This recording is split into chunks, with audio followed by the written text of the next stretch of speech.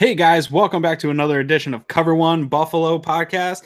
I'm your host tonight, Aaron Quinn. I'm here with Nate Geary and the man Erik Turner. What's going on tonight, gentlemen? What's going on, Aaron? Nothing, Not man. much. Erik, it's great to have you on the pod. We missed you on the first episode. You're probably crunching film somewhere. Yeah, film, work. I mean, my schedule's crazy, man. You know that. So I'm glad to be back and doing this again. You know, it's been a while since we had our fun with lockdown, but now we're gonna do the one time podcast a week, and it's nice to get up with Nate too. Doing some film and again, I mean, it's draft season, so I'm ready to go, man. Absolutely. And Erik or Nate, how you doing tonight, buddy? Good. It's draft season, aka time to neglect your family season. Yep. So this is listen, anybody that you know that's covering the draft that has a family, like kids, and then what's up, Aaron? How you doing, buddy? Yeah. No, but anybody you know, especially like Mark Schofield. I was doing a podcast with him yesterday, and it's just like, these guys, the time they put in, and just this is a lot of them have full-time jobs too. Sure. And then the time away from the family. So, this is it's getting down to the nitty-gritty here. Obviously, single-digit days. We are 8 days away from the actual draft itself. So I can say for myself, but I can say for the people who are working twice as hard as I, that we are ready for the picks to manifest themselves and sort of get this process over with and move on to the period where we got to evaluate the guys that draft. Absolutely. And speaking of all the people that are working really hard, the whole team at Cover One, not just us on the podcast, the whole team at Cover One is working super hard right now, pumping out a ton of content. We'll get into some of the new content that's out later. But for now, go ahead and if you like the Cover One team and like what we're doing, don't forget to go ahead and follow, like, subscribe. All the social medias, follow us on iTunes, subscribe there so you know when we're going live. Hit up the YouTube page, subscribe there. You're going to get all the content. And then, Erik, let us know. You got a deal running right now for the premium subscription. If you want to let the listeners know what that deal is before we get into the show real quick. Yeah, normally it's $25 for the year, but for the next few weeks, we're going to be running a $10 membership for the whole year. That'll give you access to all tiers. Basically, you'll get thrown into our Slack channel, which is something, an ongoing conversation with contributors from Cover One, and just it's a little community. It's kind of cool. We check in every day, share links, and chat about, obviously this time of the year, it's draft season. So $10, you get limited content for the whole year. A lot of film room stuff. It's me doing breakdowns in there. Normally stuff that I kind of spam out on Twitter, but I feel like let's bring this over to an area where people that appreciate our niche and appreciate our film breakdowns and X's and O's approach to things, and it seemed to been going pretty well. So I'm happy about that, about premium content. Absolutely. And it's a steal at that $10 price. Like I was saying last time, I've probably spent $50-$60 in draft guides, $15-$20 a whack. So to get it for a full year, all that content, you really can't beat it, especially if you know the type of content that we put out here through Cover One. And don't forget about the free one, because the app is free to download. That's right. So you just download the app and you're going to get all the same great information that you can get on the website, but in the palm of your hand. And of course, it's free. So make sure you also check us out and rate us and let us know how we're doing.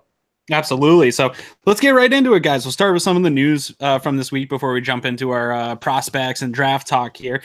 Bills had voluntary conditioning program. Seemed to be a really good turnout this week. I didn't hear of any big names really missing out. It's just kind of working out in shorts, but it's good to hear, get guys in front of the press box or, at the press room and hear them talk. Did anything jump out to you guys? Anyone missing anything like that? Or are you just happy to see Bills players back at One Bills Drive? Yeah, I mean, for me, it's just them getting back to business, and obviously, you're getting to see some of the new faces, and I think that's probably where fans get excited about the OTAs and these voluntary mini camps, because you get to see these guys. Devontae Davis is Chris Ivory wasn't, I don't believe there, but you saw AJ McCarron. So you're getting to see guys for the first time wearing Bills gear, getting out there with their teammates. Other than that, this isn't, this is all pre-draft mini camps. So these are very, very instructional. There's not a lot, obviously no pads. You mentioned it in shorts. So it's an exciting time of year just because these guys are back on the field. But you could certainly tell, Sean McDermott isn't the kind of guy that this doesn't mean nothing to him. This means a lot. It really, it's part of the process. Yeah, it's the little things, right, Aaron? It's having the guys back in town, breaking a sweat, going through those workouts, kind of getting a gauge of how well they've taken care of their bodies, what their nutrition's like, seeing how good a shape they are in. And that is important when you're trying to build a team, obviously. But, I think it's also, as it's been alluded to at the press conference, it's building those relationships. So The whole new season, we made the playoffs last year. We backed into the playoffs, I should say. but there's a whole new set of goals, a whole new set of holes to fill, a whole new team to build again. I mean, you're back to square one. I mean, there's a lot of new guys that they're bringing in, and little activities like this, just working out together and being in a locker room with the guys, actually is a huge building block when you think about it long term as far as developing a team. And absolutely. I think another really interesting point that Erik just brought up too is, obviously what I said too, how much this sort of process means to McDermott is, that 9-7 football team last year that made the playoffs at the beginning of the year, most of us could probably come to agreement they didn't have a lot of talent. And we're looking at a very similar situation this year. But what got them over the hump in terms of overcoming talent last year was their closeness as a team, as a locker room, and the coaching staff. And those two things can be transferred. Obviously, you still have the same coaching staff, which I think is important. I think they upgraded an offensive coordinator. So, this is the time of year where you can really start to build those relationships that means something come December and January. Absolutely. And one thing that I would love to get your take here on a little bit, Erik, too, is not only do we have new players, but there's some new coaches on staff, and a little bit of install goes on when they're not on the field working out. How much of that stuff can actually be installed without being able to run through it and being able to practice with the players on the field? What's your gauge on that? How much can they actually get done? I don't think that there's too much being done. It's probably basic stuff, alignments, what gaps they're going to be, how they're going to be labeled, and when you're in the huddle, little things like that can be done. I don't think too much install is being done. Maybe Nate, maybe have a little more inside info on that. But again, I think it's more of just getting that blood flowing and getting to know your teammates, not necessarily the depth of X's and O's. And I think you look at this as a really good opportunity for guys like Ryan Groy. Obviously, two pretty big leadership guys aren't on this team. This year, Preston Brown, say what you will about him, but he was the leader on that defense. He was the guy calling plays in the huddle. He's no longer here. And obviously Eric Wood, similar to the role that Preston Brown played defensively, you have Eric Wood, who's sort of that leader offensively. So this is a good time for guys to maybe step up and show that they're ready to be a leader this season. And what I think is maybe the most important during this time are for the offensive linemen to be there, because especially with the new offensive coordinator, splits are going to be different than they were last year. And one of the main things every year before you even put the pads on, before you put the helmet on, the one thing your offensive coach is preaching is split, split, split, split, splits. You have to have split integrity. So in the last offense, and especially 2 years ago when Anthony Lynn was here, and before that, remind me. Roman. Wide splits, really, really wide splits. And I don't know what it's going to be under Dable, but things like that, the little details that aren't going to be play driven or, anything like that, but stuff that's going to be important to the offensive linemen that they're going to want to be ready when install time comes. Absolutely. And then along with the Bills voluntary workout that we had, we also got the chance to sit down and get our favorite coach and GM in front of the wonderful Buffalo media for some question and answer time. It's a time that I love because I love to watch everyone on Twitter scramble to find the in-betweens of what they're saying. I really like Buffalo wins. I really like Joe's his bingo board. That's one of the things I look forward to. Honestly, you just take it for what it is. I'm glad that they're out there talking. They're not going to give away too much. They aren't cryptically giving out things to the media. So people that are trying to find it there, they're not giving it out. But did anything they say strike either one of you guys? We'll start with you, Nate, that struck either one of you guys as something that we should really pay attention to? Yeah, I said it jokingly about them. And essentially the question was, will you see this or feel that this draft is a failure if they don't walk away or come out of this draft with a quarterback? And I said it in a joking way. I would have liked hear him say he owns it, because he's been talking about how important during that press conference, he talked about just how important it is for them to find a franchise quarterback. And the role of a GM for a team is to make sure that they find a franchise quarterback. So knowing and saying that, and then saying, well, it won't be a loss. We won't consider it a failure if we don't come away with that guy.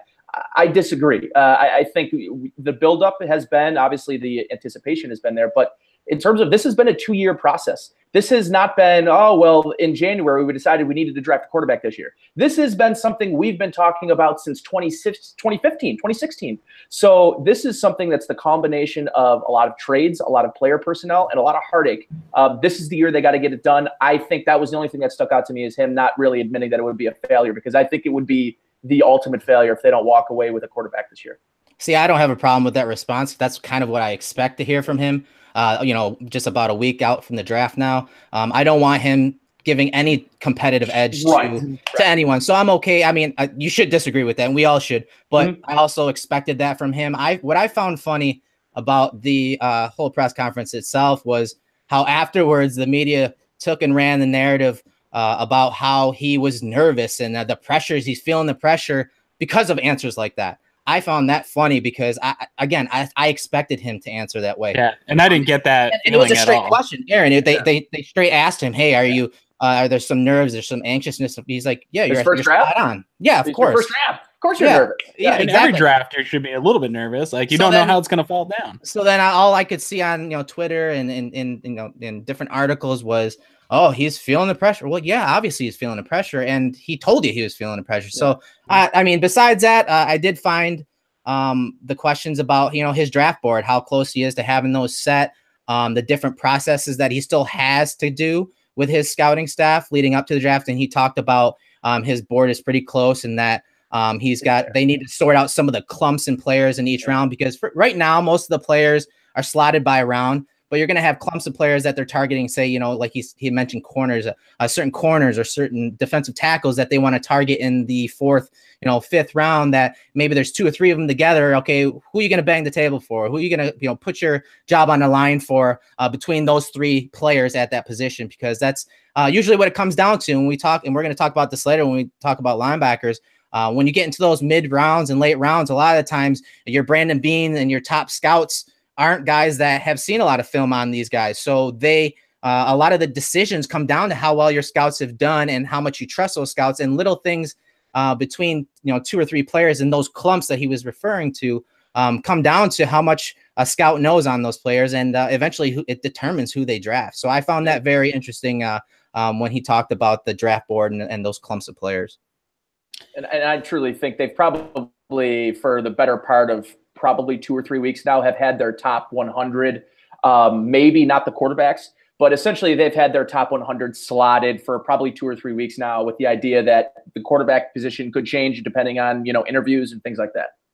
Yeah, that's the thing I kind of walked away with is I think a lot of people assume that they have their guys selected for quarterback. And I really think with the late visit of Josh Allen that they don't. I think that it is an ongoing process. I think it's an open process. I think all those guys grade so closely that they really want to do the methodical due diligence that they always talk about with every decision. This is a big one. So they don't feel rushed in that sense. The thing that I took away from it the most was you hear a lot on Twitter of they're high on X guy, and Beam kind of said like this stuff doesn't really leave the building.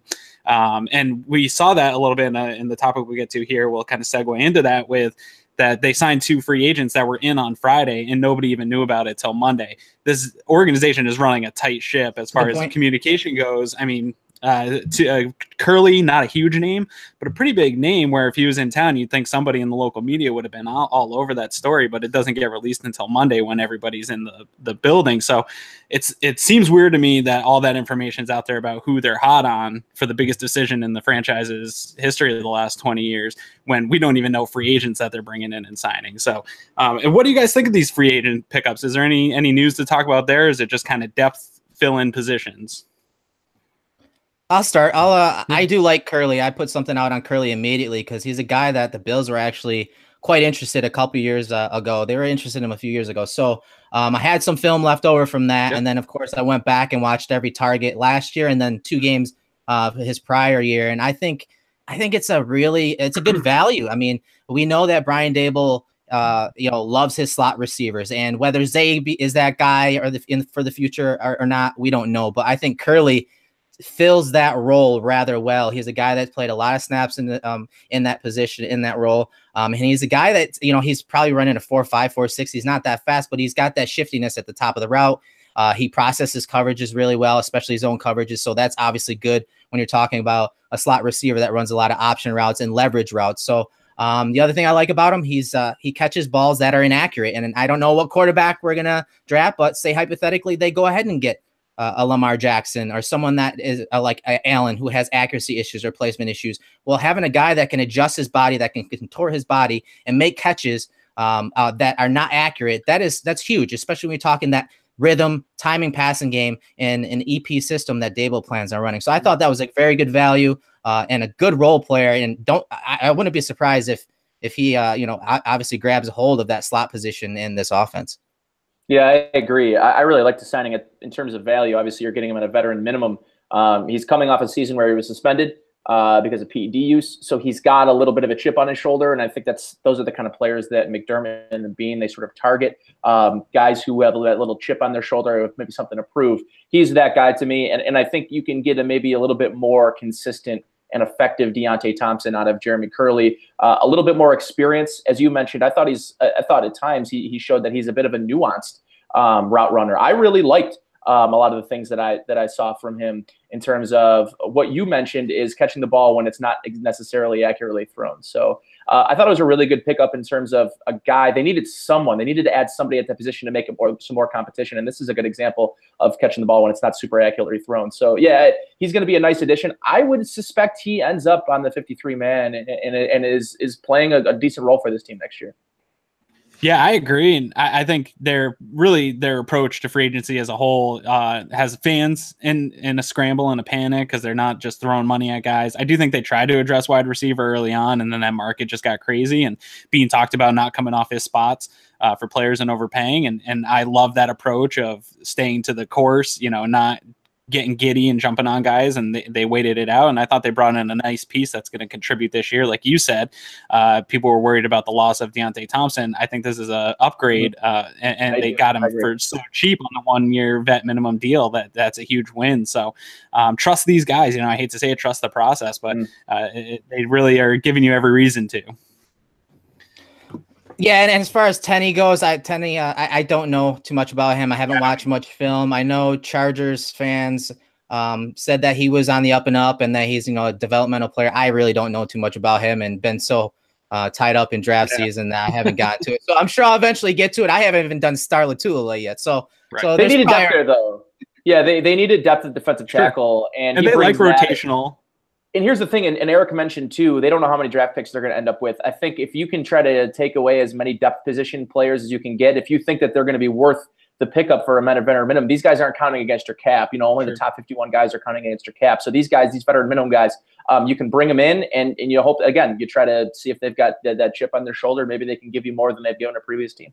Yeah, and it seems as though everyone is speculating that we're going to be having to give up some picks here, so we're not going to be able to fill every single hole with new rookies coming in. So they got to add depth. They got to get bodies in the building. So but let's get into the meat here of this podcast today, because we are just days away from the draft now, and next week we're going to get into a total outlook. But I really want to focus today.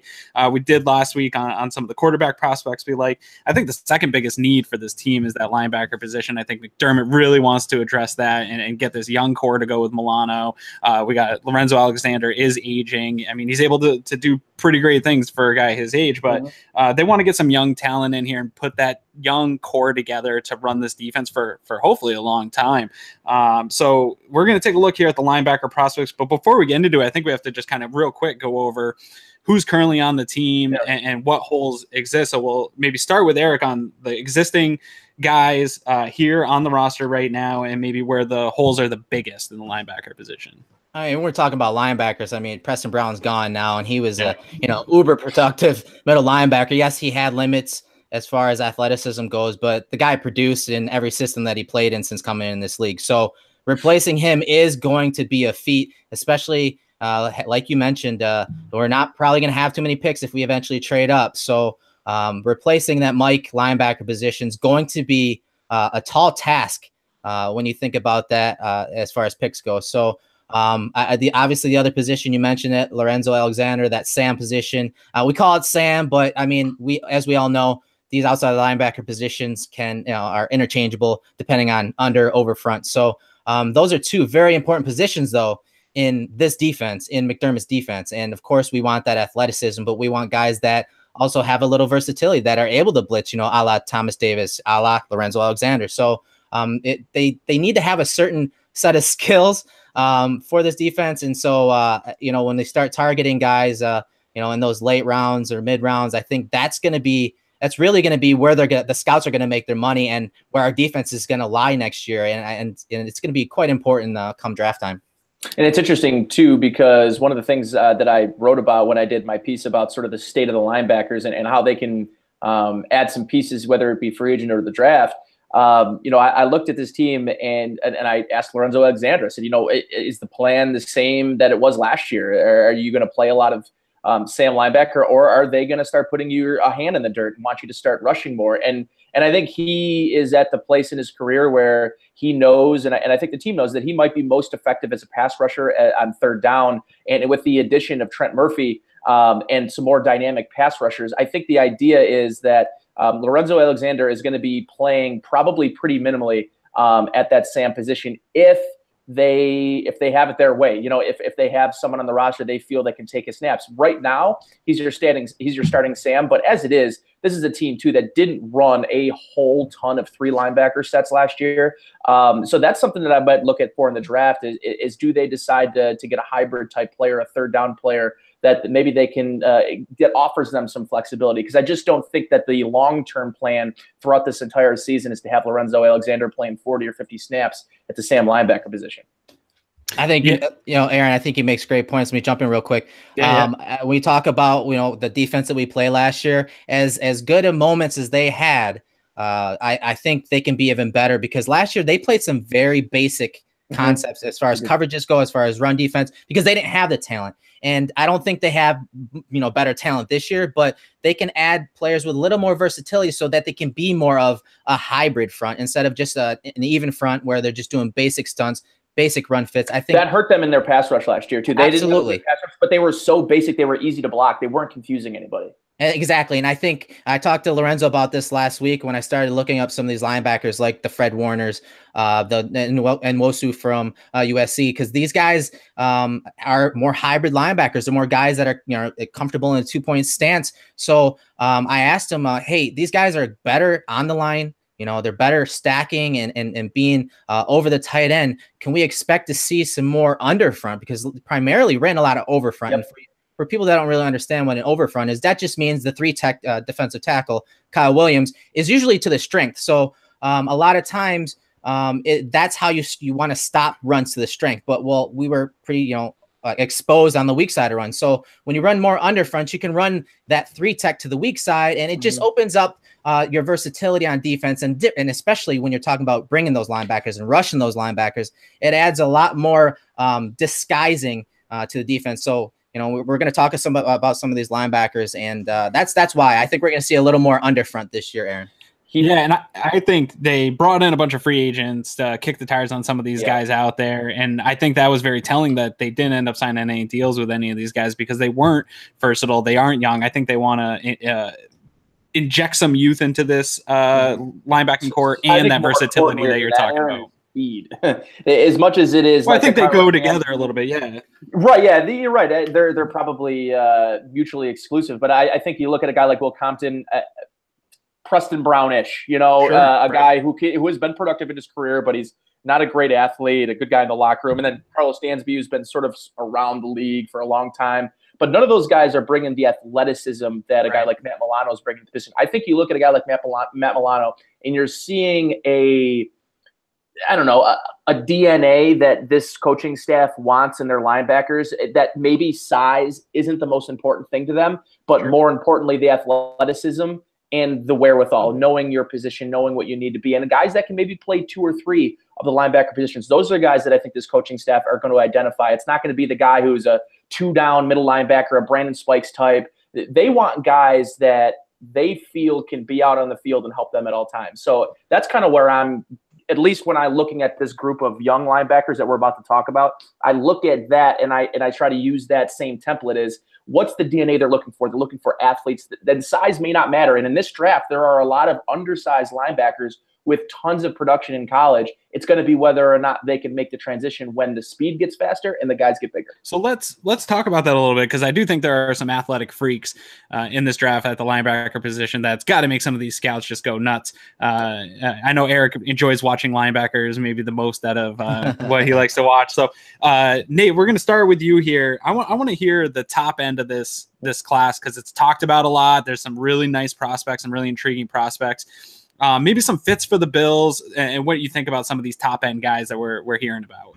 Well, the top 4 is really interesting, right? Like, other than Roquan Smith right at the top, who I think is at this point essentially the consensus number 1 linebacker. A lot of people really do like Tremaine Edmonds from Virginia Tech. a little bit bigger, lengthier, but maybe not the sure thing that I think Roquan Smith is, at least at Mike. I think Tremaine Edmunds has a lot of ability maybe to move around and be that scheme versatile guy.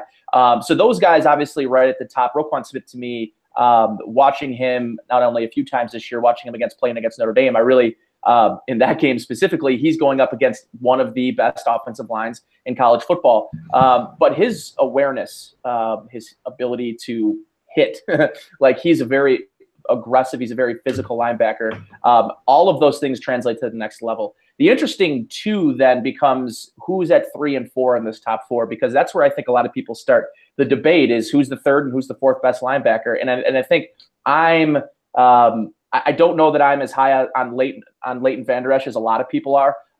Some people have him really high. Other people have him not a first-round talent.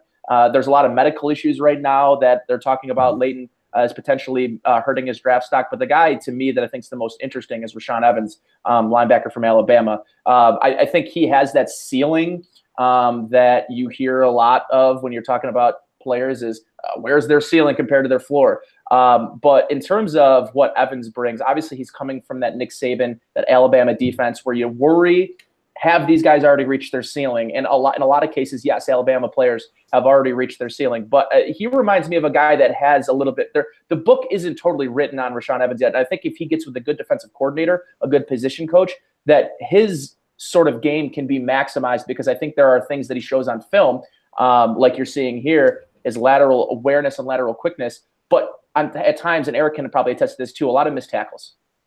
Yeah, I mean, I said Evans is a wrecking ball disguised as a linebacker because he has no regard for his body, but he's got that. He's such an athlete. You can see the lateral agility here to avoid this block, and then he lays a lick on Darius Geis. So I think he plays reckless. I think he's still a really good athlete. But like you said, he's taken a beating in Alabama, and I kind of hold the same opinion on Alabama players as you, Nate. Is they do reach their ceiling higher. They're usually the best blue chip athletes that get the coaching, and so they maximize their potential, really quickly. Not to say that they're not good NFL players, because they are, but I think when you talk about potential, I think most of the Alabama players, by the time they get to NFL, they've gotten pretty close to that potential.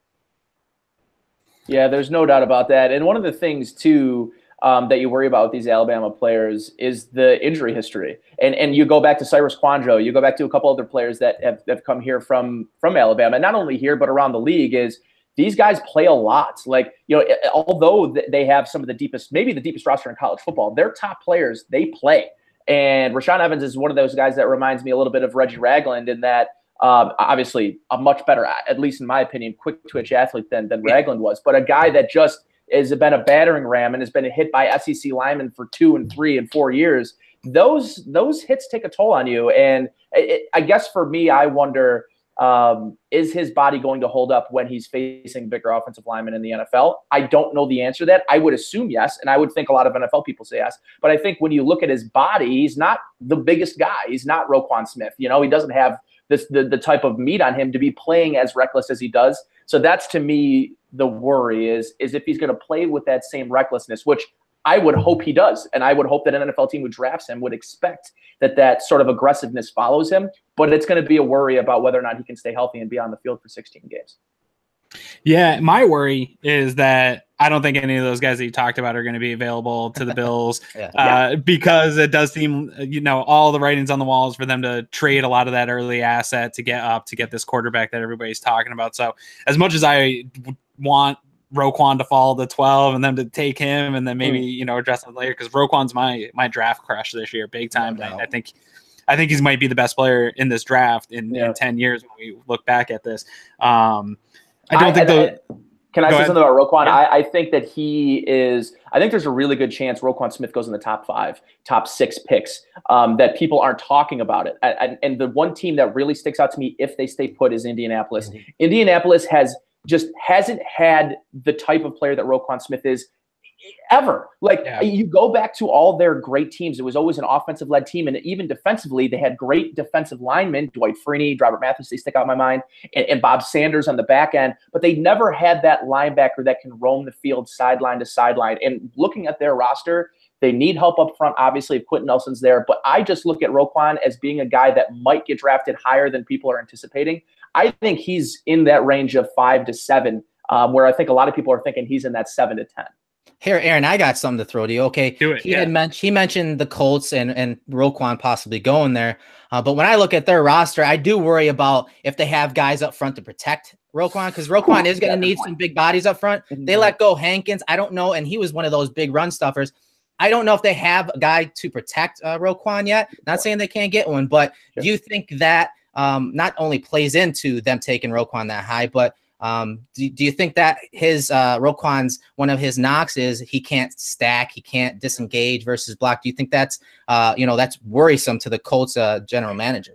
I would think it has to be, and it's kind of a good point that I hadn't really even thought of, because it's sort of a cause and effect type of thing. You look at it. Let's look at the opposite. What and how the Rams are building their team right now. They got rid of the one linebacker you could say is starting caliber right now on their team, and Alec Ogletree wasn't great, but you look at their defensive line now, they have 2 of the best interior defensive linemen in the league. Whoever's playing linebacker at Mike and Sam, it doesn't matter, because they're going to have free range to run without having to worry about blocks, because they've got 2 man-eaters up the middle. Very, very opposite situation in Indianapolis, and something that I think is a great point. And it's sort of, which way do you build? Like, which do you prefer? And can you find guys later in this draft that might be able to plug some holes for you, or maybe via trade? So, Erik, that's a really, really great observation, and wondering. I wonder the same thing. It's how you build, but that is a team, in my opinion, that really needs Roquan Smith. Yeah, and I think that if you have an opportunity to take that type of talent, you take him and then figure out the rest of your defense in the next couple of years, because he's going to be there at least on a 5-year deal. Everyone's looking for a Luke Kuechly type of guy. Like those are changing, franchise changing defenders, and there isn't a lot of that that comes available in the draft. So I think if you have the opportunity to get him, and I think some of that stuff's a little bit overrated, that he gets stuck on defenders. He did on his tape, things like that. But I think you can build around a guy like that on defense, and there's very few guys I think you bring into a defense and build around a defense, but Roquan's one of them. But that might be a little high. I think he is a top 5 talent. I think he's a top 3 talent in this draft. I think quarterbacks will push that back a little bit, and some trades will push that back. But Quentin Nelson, they might have a tough time passing on Nelson to protect their Andrew Luck finally. We'll see how that especially because Ryan Kelly, the guy they invested that first round pick in 2 years ago, has been either injured or been disappointing. So it gets interesting about where these linebackers go, because everyone's talking about Tremaine Edmonds. Is he the guy that goes first? Is he the first linebacker taken? And the thing with Roquan, though, that has always stuck out to me is he just seems like one of those guys you don't want to be in an Oklahoma drill with. Like he's just one of those guys where you think he's just nasty, and that's not the guy I'm going up against. And the thing about Tremaine, I argue this a lot with a couple other fan bases. You look at Roquan, and I'm not a scout, and maybe Erik can attest to this because he's watched the guys a little bit more.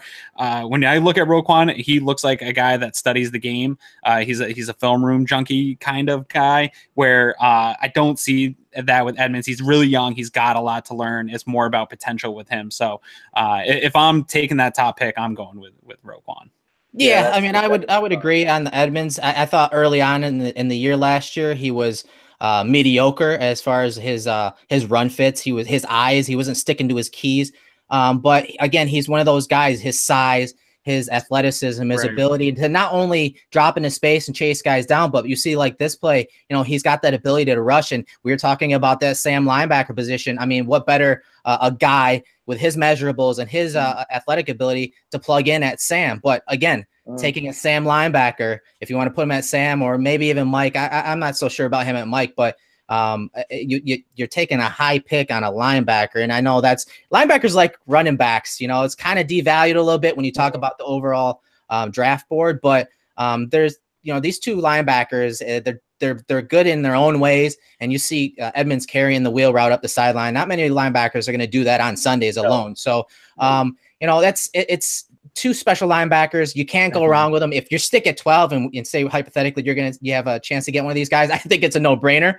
And honestly, it's one of those scenarios that they're going to play out because it might play out that way for them. Say they stay at 12 and one of these 2 primo linebackers is there. They go ahead and take one of them and then use that second pick to try to move up a little more, then to go get their quarterback. So that's one of those, mock scenarios that Bean was talking about that they're going to have to go through prior to the draft. And I'd like to ask you, Erik, is where you see his fit in the NFL, because I really like Edmonds. I think he can play Mike. I think he can play Sam. And I think he can play any linebacker position in a 4-3. I think personally, though, and I just because of his length and his speed and his athleticism, I really view him as an outside linebacker in 3-4, as a guy that rushes the passer. He just looks like such a natural and a gifted pass rusher that it almost seems like you're wasting that by putting him at the Mike. You know what I mean? In a 4-3 scheme. I don't know what your thoughts are about it, but his length and his athleticism, they just, to me, and that's just my personal preference. You could completely disagree with it, but I wanted your thoughts on what you thought Edmonds maybe best fits in the NFL. Again, it comes down to his athleticism. I mean, he's got the length, he's got the size. I'm not a big fan of him at the point of attack. So in a 3-4 scheme with him outside and a linebacker position, I'm not that comfortable. But again, he's got the feet, he's got the ability to evade blocks so well that he could probably still survive there. But and when you're talking about even fronts, and you're throwing a guy like that with that type of athleticism at the Mike position, I don't think, do you think Deion Jones is being wasted at Mike in Atlanta in that scheme?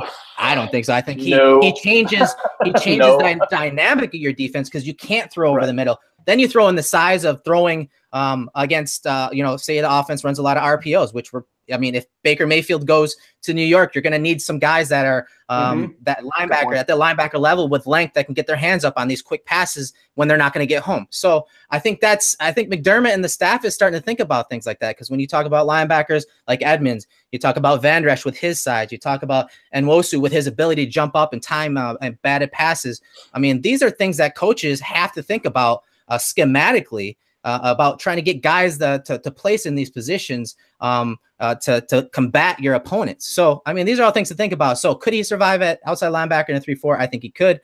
I think there are ways you can, a lot of defenses are almost hybrids anyways nowadays, and I think that's what you're going to see more of. He reminds me a lot of Riddick from last year, Temple. Out of Temple. He has that sort of ability to play everywhere. He didn't play everywhere like Riddick did in college, but a similar type player that could easily make a transition either way, depending on the team that drafts him. Absolutely. What about Van Der Esch, Aaron? I'm sorry, I don't want to cut you off. What about Van Der Esch? Do you like him a lot? I mean, were you able to see some film on him? I'm not really, and Aaron, I don't know how much of a fan you are, Aaron, but I look at Van Der Esch and I get worried about the medicals that have been coming. Now, this happens every year before the draft.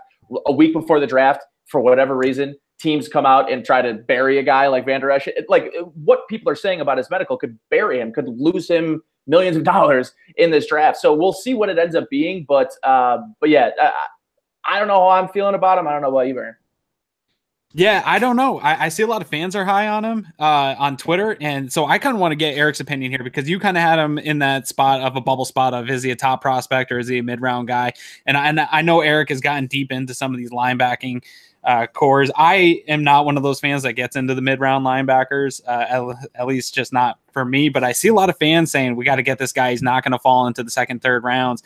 I don't know that that's true when I'm doing a lot of these mock simulations. He's kind of right there in the second, third round. Erik, what are you seeing out of Van Der Esch?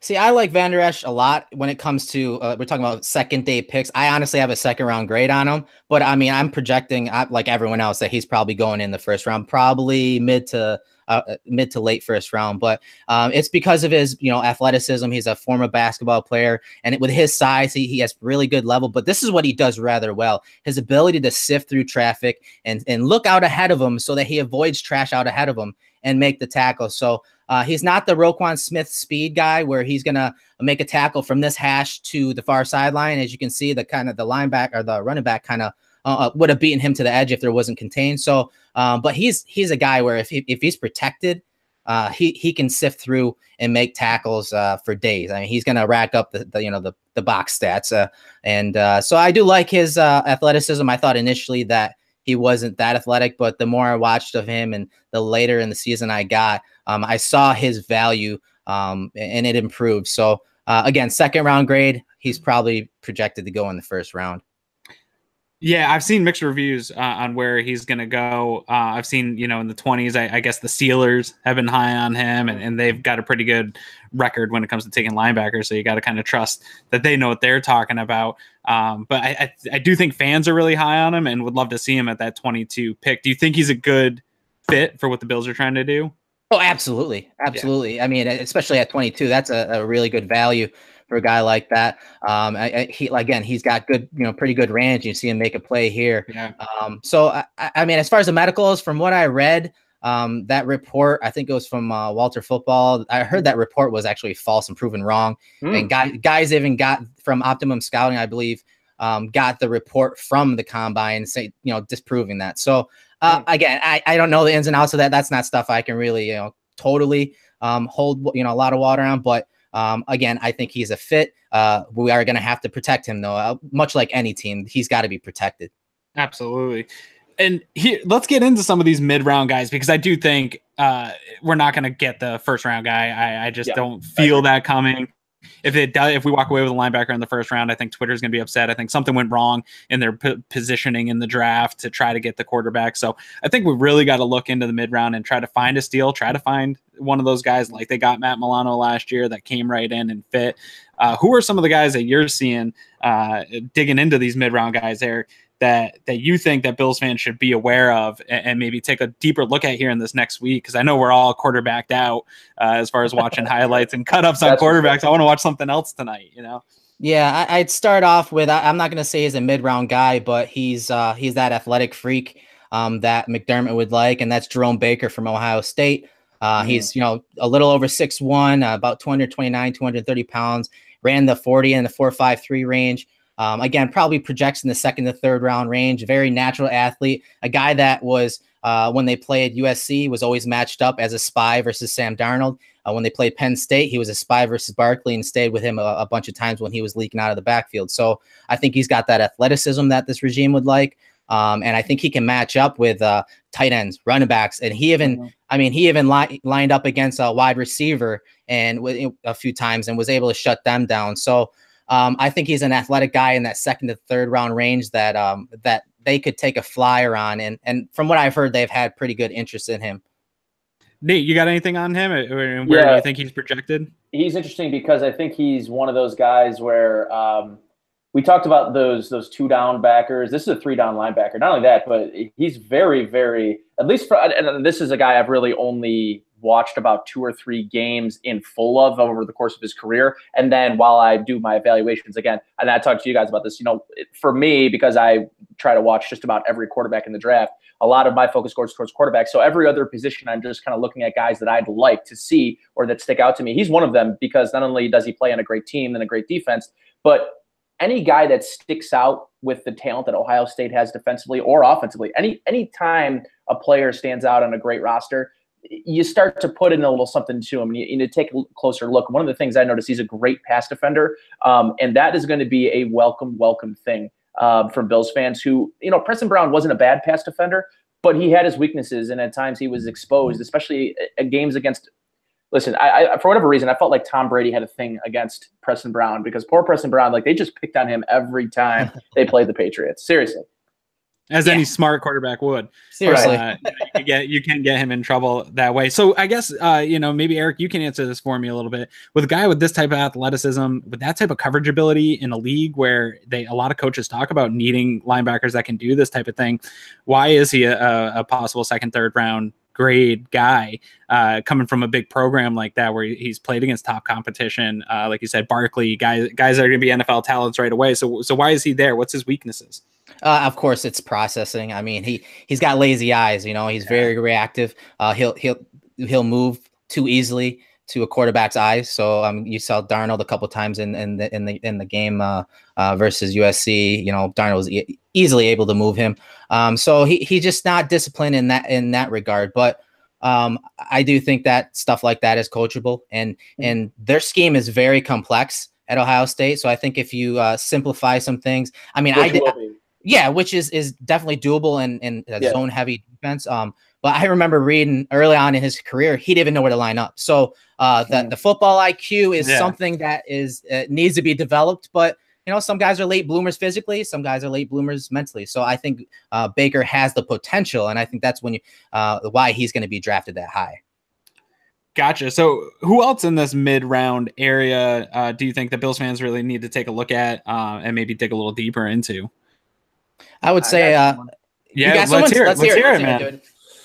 I got someone, and I think start this draft season, not this season, but you talk about the beginning of the college football season on who are the players that people were sort of watching for the college football season to be that guy. And that one guy was like, I think the #1 high school recruit coming out of high school, goes to Texas, big college, obviously one of the better football schools in the country, not as of late success-wise, but Texas is sort of the pinnacle of college football. Like if you're going to Texas, you're doing something right. Malik Jefferson, to me, was the guy this year that had a lot of expectations and simply put, didn't live up to it. Either did Texas. But one of the things that I always looked at is his athletic ability. Talk about the same thing that you just did with Jerome. And the thing that I look at is processing is not quite there. He's not a headsy football player right now. But as Erik puts up here, you can see where he sort of excels, and that is intangible things. 40-yard dash. He's 89th percentile in terms of 40-yard dash for linebackers. And I really like some of those. I saw Bruce Carter there for some of those comparables. Yeah. I'd say that's probably pretty right. I look at this and I see Malik Jefferson as the guy with the ceiling. The guy that if he gets the right coaching can be the sort of player that everybody at Texas thought he was going to be. And I think a lot of people in the scouting community thought he was going to be at Texas.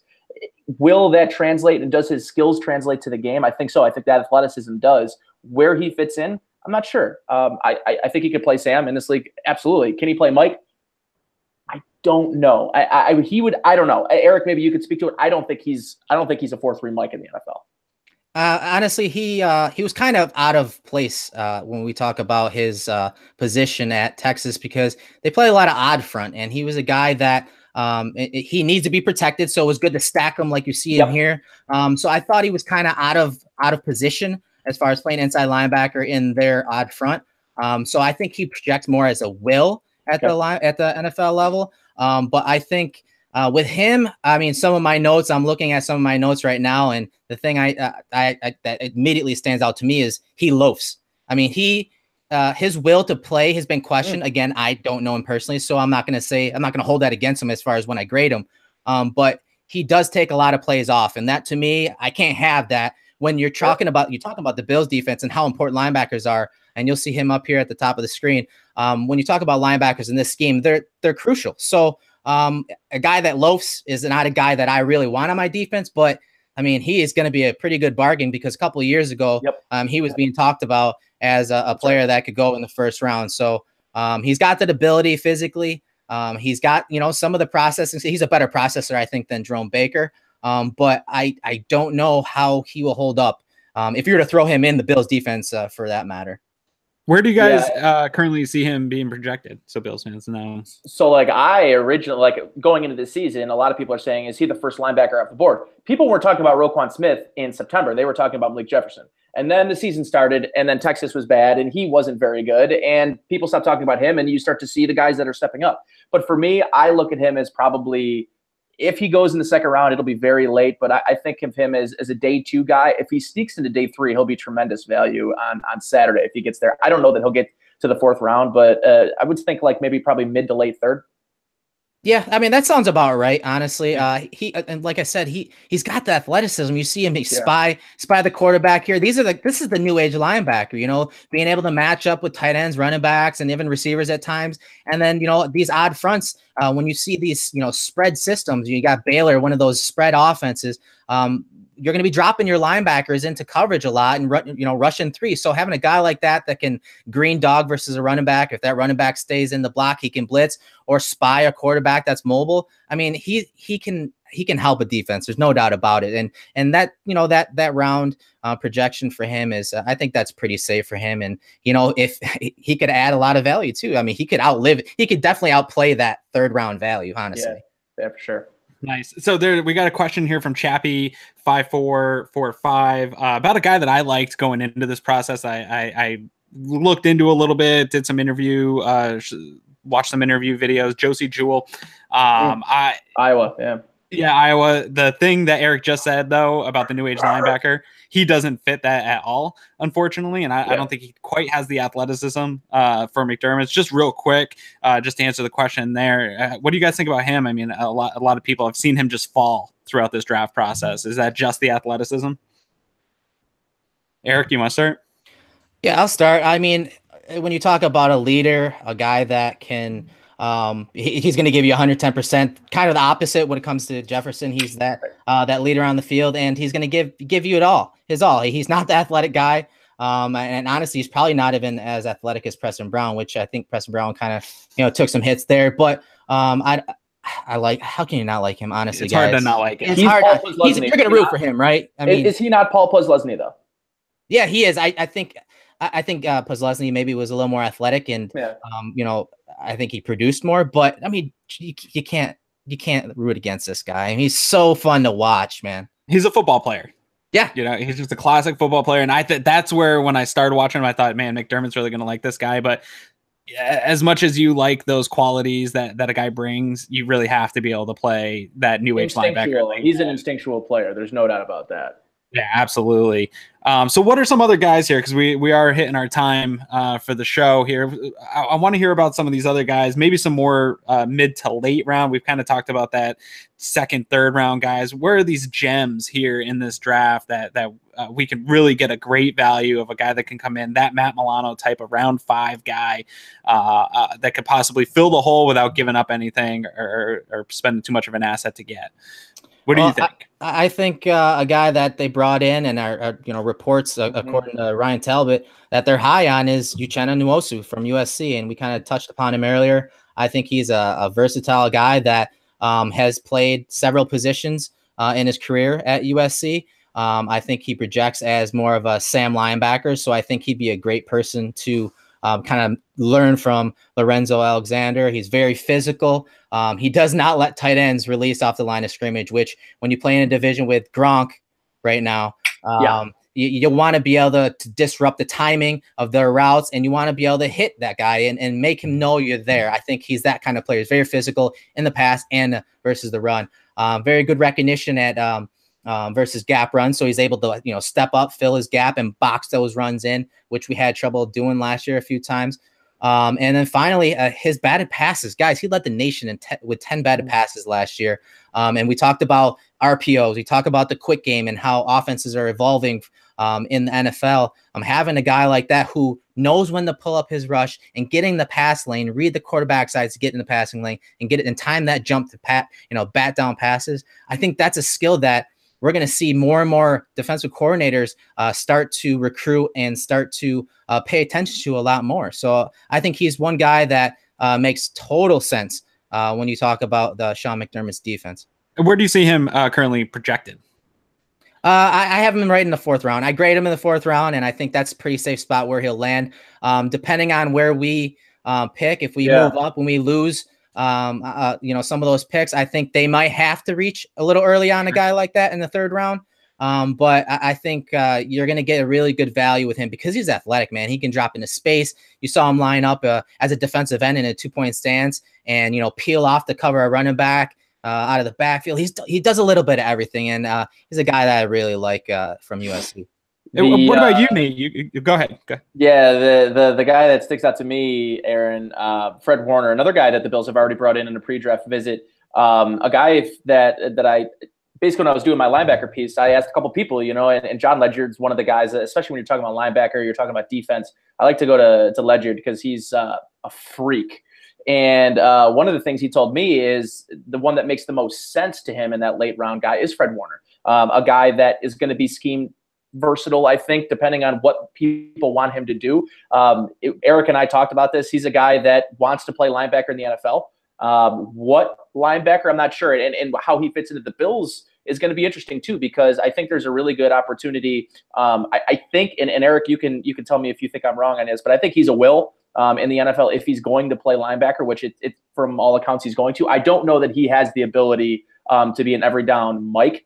But I could definitely see him and Will. And that's going to be interesting because if they go for Warner, how does that where do you maybe move Milano? Is Milano moving to the strong side? So it'll be interesting. But Warner's a really, really interesting guy for me.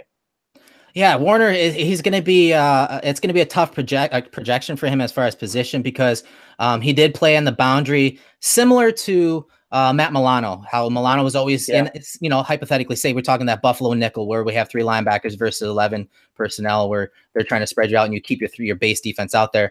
He kind of played on the perimeter and it's something he excelled at, much like Milano. I don't think he's aggressive as Milano, but at the Senior Bowl, what I did like was that they played him inside, and you'll see right here, at BYU. He didn't look out of place. No, he didn't. And you think about the type of defenses they're playing here. They're simple at the Senior Bowl, but they're more one gap. And at BYU, he was on the perimeter, on the edge, in the slot, in a 2-gap type system. So if you dumb down his run fits, I mean, he can get downhill. He's got that athleticism. You saw the play there. He just obviously just shoots the gap and makes a tackle. And one thing I do like about him, kind of like Nwosu, is his ability to stack and disengage versus tight ends, and that is so important in this league when you have offenses that are trying to attack the strong side of a formation. You see him drop down here and just immediately shed that blocker and not let that running back get outside there. So he's a good player. Where he's going to play in our defense, if they were to draft him, that's hard to say, but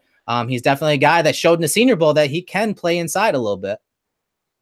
Awesome. So I got a ton of things to go look up here tonight because I like I said, I'm over the quarterback thing. One guy real quick I want to mention, we don't have to really talk too long about him. It's a guy that I wrote to you, Erik, about during the combine. I usually don't see guys in shorts and get excited about that. But Oren Burks out of Vanderbilt, I saw him at the combine, just the way the guy moved. I was like, who is this guy? Looked into him a little bit. Not a great prospect, not as good as any of the guys we've talked about, but was a safety or started out as a corner, transitioned to safety. And then his last 2 years, he played linebacker for Vanderbilt. And just that mold of guys who come from a defensive back historically and then move to linebacker, that intrigues me. When I watch the guy just move, that intrigued me. And if these, if Babbage can get his hands on a guy like that in the 6th, even 7th round of the draft and just work, not a guy that has to come in today and contribute, but a guy that comes in special teams and then Babbage can develop him into something, I think he could have a ceiling in this league. Have either of you guys seen anything on this guy? Yes, I actually a few months ago, before draft season even started, my boy John, who does some work with us at Cover One, he said, Oren Burks, you gotta watch him. My boy John. You gotta watch him. And so I started, putting on some tape of him, and honestly, I was kind of turned off. I didn't like his ability to process. I didn't like his ability at the point of attack. But the more I watched of him, the more I did like, because like you said, he's got some athleticism. All right. So he's got those measurables. He played in 42 games, which is a big thing, experience that this regime loves. You mentioned it. He's a senior, former safety. He's played the star linebacker role in Vanderbilt's defense, which is kind of like a hybrid position. So again, he falls right in line with those guys that they've been bringing in with the Warners and Wosus, and even Corey Thompson from LSU. He had a great career, 228 tackles.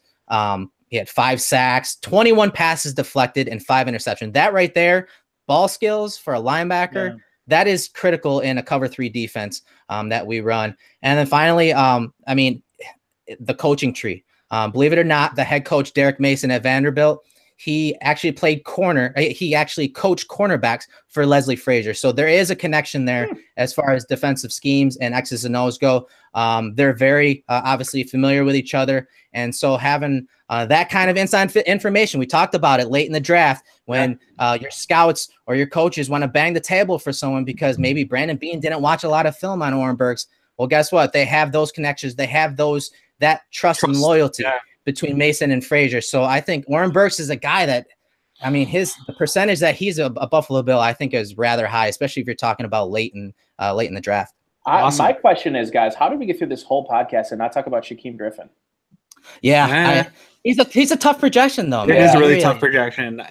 I've seen him all over the place. But his on paper stuff at the combine was unbelievable. The guy ran a 4.4, right? Or 4.5?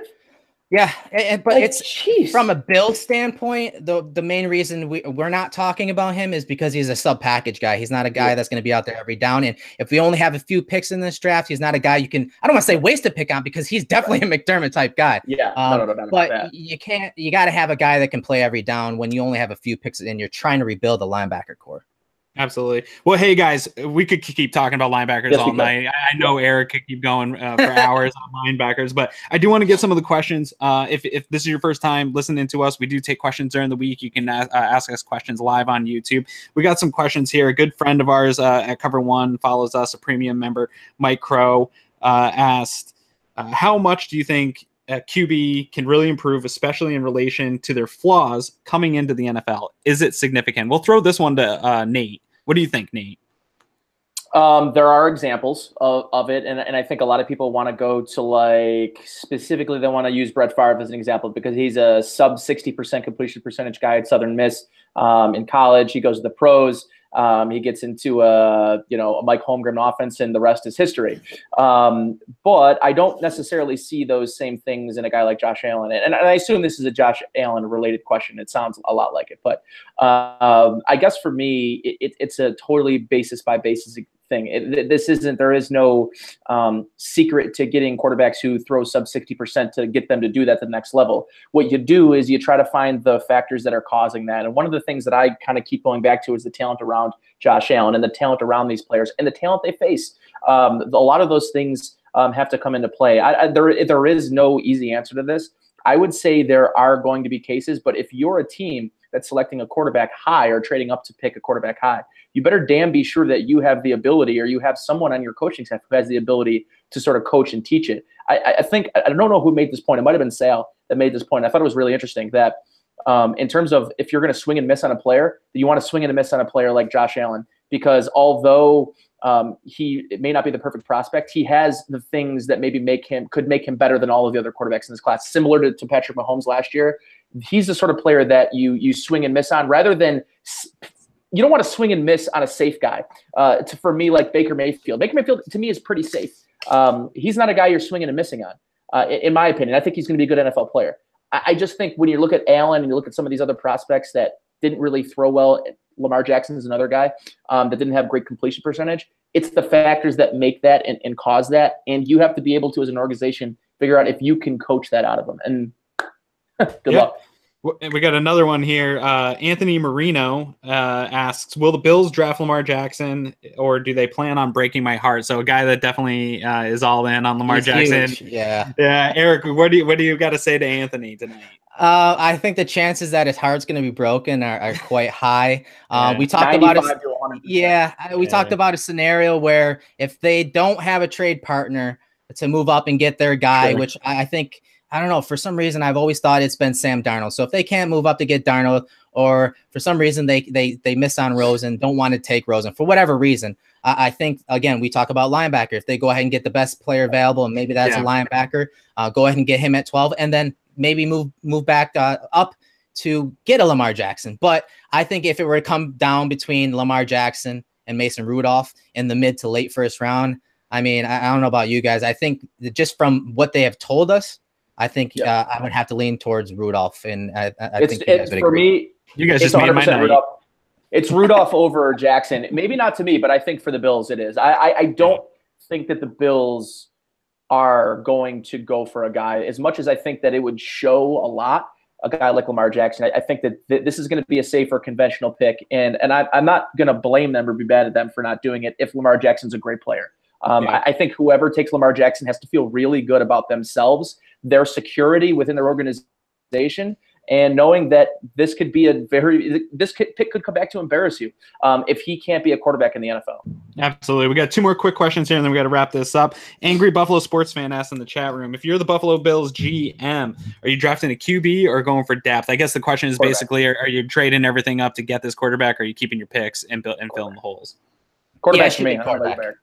Quarterback, hands down. I mean, this is that year. I haven't looked forward as far as projecting next year's class, but I'm sure they have an idea, because that's something they do as far as projecting value. But I think hands down you have to go quarterback. All right, and Thunder Round here. We got Tom B also in the chat, and we'll start with Nate here. Real quick, Thunder Round sleeper pick for the Bills in this draft. Mike McGlinchey. McGlinchey. Okay. Yeah, I would say I think a crazy pick that kind of came to mind today would be Derwin James from FSU. I think that putting him on the edge in that similar role that we're talking about with Warner and Nwosu and Milano. After watching some film on the defenses that were, LSU's and Vanderbilt's, I feel like the defense has something. The defensive coaching staff has something up their sleeve when it comes to third downs this year, and I think it's going to be a little different than what we've seen the last couple of years. So it's something I'm working on too. So that's a little tease there too. I kind of tied it in. All right. So keep an eye out for that. And so then let's get into that real quick. Erik, what do you got coming up here for content this week? I kind of alluded to Oren Burks and the different coaching connections that Leslie Frazier has with their head coach, Derek Mason. But what I found leading up to this draft is that McDermott has quite not coaching tree, but the connections, his inner circle that's rarely talked about, and different guys that he leans on when it comes to coaching. I think is very interesting, and I found some nuggets. You talk to Patriots fans and Bill Belichick, he's got a really close relationship with Brett Bielema from Arkansas. So those type of relationships from the NFL to the college level, for example, Sean McDermott and Dave Aranda, LSU defensive coordinator, they are really close and they share a lot of ideas, which is why they were comfortable drafting Trey White. So I got a little piece on that and how that's going to affect this draft when we only have a few picks possibly with moving up. I think that's going to be quite important come draft night. Behind that board that Eric's sitting in front of is a huge investigative board with pictures and wires running and who connects to McDermott. It's just as secretive. He hasn't slept in 3 days.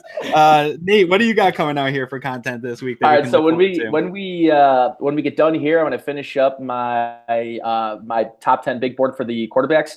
So I've got 5's out already, right? Up on cover one. Five is out. That's up at cover1.net. The 6 through 10 will be up on Cover One tomorrow morning. Awesome. Otherwise, next week it gets pretty crazy for me. Obviously, with the draft, I will be doing a reaction show following the first round, probably well into the night. Friday as well. I'll be there. I might call in. You should. I'm gonna need somebody to keep my mind off things. So, and then Saturday I will be on during. We'll have the picks ticking in live. We'll be live for the entire day 3 as well. So lots to do here in the next 10 days. Awesome. And stay tuned for all the content that we've got coming out. Cover One. Guys are working super hard. Like I said, there's guys working right now while we're out here having fun talking about it. They're out there putting out content. So download the app on Android or iOS, and you'll get those notifications when stuff comes up. Like I said earlier, subscribe to the podcast, leave us a review. We'll be going live again next week, pre-draft, to kind of get everybody amped up. So hoping to get you guys in the chat room and getting a lot of questions going and some Bills talk there. And then other than that, you guys got anything you want to finish with before we head out of here tonight? Nope, I got nothing for you. Awesome. I got one thing. It's boy. Go Big Red. Go Big Red. Other than that, that's it. That's all I got. I don't know what that means, but I'll take his. Go Liverpool. Okay. Liverpool. Huh? All right. Soccer? Yes. I only do the American football. But anyways, on behalf of the guys here at Cover One, I'm Aaron Quinn, and thanks for listening to Cover One Buffalo, and we'll catch you guys next time.